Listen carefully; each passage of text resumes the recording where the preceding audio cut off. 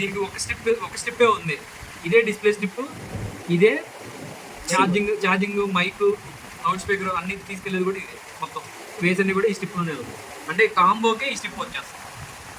అదే కాంబోకే ఈ స్ట్రిప్ అంతా వస్తుంది.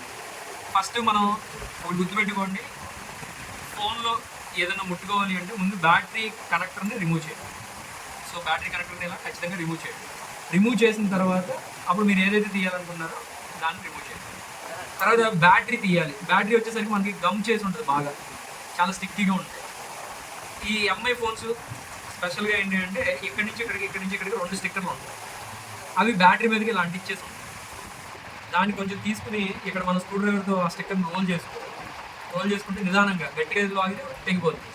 సో కొంచెం రోల్ చేసుకుని ఆ స్టిక్కర్ అంతా కూడా ఏమైంది ఇక్కడి నుంచి నిదానంగా రోల్ అయిపోయి సాగిపోయి వచ్చేస్తుంది. దాన్ని పక్కన పడితే అలా 2 పక్కలు తీసిన తర్వాత బ్యాటరీ తీస్తే ఈజీగా వచ్చేస్తుంది. ఇవ్వండి ఇక్కడ ఇస్తాడు స్టిక్కర్, దీనికి ఇస్తాడు. ఆ స్టిక్కర్లు ఏమైంది అంటే డైరెక్ట్గా మనకి ఇలా వచ్చేస్తుంది. కానీ బ్లాక్ కలర్లో బ్యాటరీస్ ఉంటాయి ఎంఐ ఫోన్. అవి చాలా స్ట్రాంగ్గా స్టిక్ చేస్తుంది.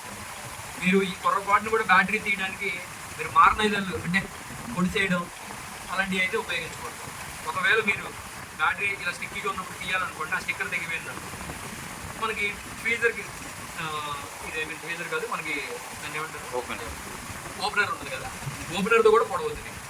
ఫ్రీజర్కి బ్యాక్ సైడ్ వెనక్కి తిప్పి కొంచెం బ్యాటరీ గ్యాప్ వచ్చేలాగా కొద్దిగా తీయండి. తీసిన తర్వాత కొద్దిగా ఐపీ లిక్విడ్ వేసుకుంటూ ఈ గమ్ అనేది రిమూవ్ చేసుకుంటూ బ్యాటరీ అనేది. అలాగే వివో బ్యాటరీలు, ఒప్పో బ్యాటరీలు ఏంటంటే ఒక గ్రీన్ కలర్ పైన లాగడానికి కూడా దాన్ని పట్టుకుని గట్టిగా లాగితే బ్యాటరీ వచ్చేస్తుంది. దాని కింద ఒక కవర్ ఉంటుంది, ఆ కవర్ తీసేసుకుని పక్కన పెట్టి మళ్ళీ వేసేటప్పుడు అన్నీ కూడా మళ్ళీ యాజ్ యూజువల్గా ఫిక్స్ చేసుకోవాలి. తర్వాత యాపిల్ బ్యాటరీలు కూడా చాలా స్ట్రాంగ్గా స్టిక్ అయిపోయి ఉంటాయి. ఇవన్నీ కూడా స్టిక్కర్స్తోనే స్టిక్ అయి ఉంటాయి మొత్తం. అర్థమైందా? అలాగే ఇంకా మనకి ఉండే బ్యాటరీలు ఇంకేమున్నాయి మనకి బ్యాటరీలు,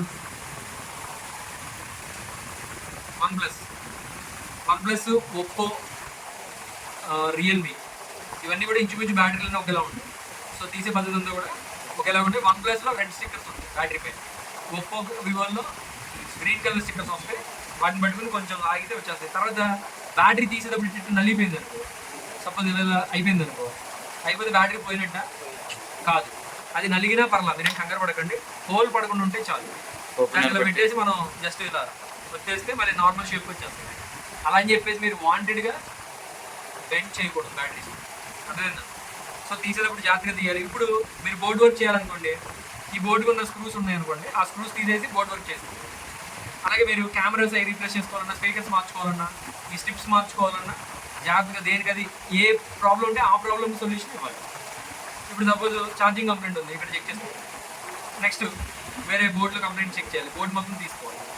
అంటే ఓవరాల్గా మీరు ఇవన్నీ తీసిన తర్వాత ఇప్పుడు మీరు కాంబో వేయడానికి ఏం చేస్తారు, ఈ డిస్ప్లే మొత్తాన్ని హీట్ చేయాలి. మరి హీట్ చేయాలంటే బ్యాటరీ ఉంచి చేయాలి, తీసి చేయాలి. బ్యాటరీ తీసి చక్కగా మిషన్ మీద పెట్టి హీట్ చేసి ఈ కాంబో అనేది రీప్లేస్ చేసుకోవాలి, డిస్ప్లే కాంబో. అర్థమైందా? సో ఫోన్ మనకి అసెంబుల్ చేయడం, డిసెంబుల్ చేయడం అనేది పర్ఫెక్ట్గా వస్తేనే మనం ముందు ఫోన్లో ఉన్న రిపేర్స్ అనేది చేయగలరు. అసలు మన ఫోన్ ఓపెన్ చేయడమే రాదు, రిపేర్లు ఎట్లా చేస్తాం, చేయలేం కదా. మీకు రాకపోతే, మీరు ఏదైనా ఫోన్ చేస్తున్నప్పుడు రాకపోతే మీకు అందుబాటులో ఉన్నావు ముందు అడగండి. సీనియర్స్ ఉంటే సీనియర్స్ని, నేనుంటే నేను, లేదా మన టెక్నీషియన్ గురుప్రసాద్ ఉంటే గురుప్రసాద్ని అడగండి. అంతేగాని మీరు అనవసరమైన ప్రయోగాలు చేసి ఫోన్ పాడు చేసుకోవద్దు. ఎందుకంటే మీరు లెర్నింగ్ స్టేజ్లో ఉన్నారు. సో మీకు వచ్చేసిన తర్వాత నేను అసలు వచ్చేసింది కాబట్టి నేను వదిలేస్తాను. మీకు రాకముందు మీరు ప్రాబ్లమ్ని ఇంకా పెద్ద చేసుకోవచ్చు. రాకపోతే అడగండి. దాన్ని బిగిస్తామండి, బిగించి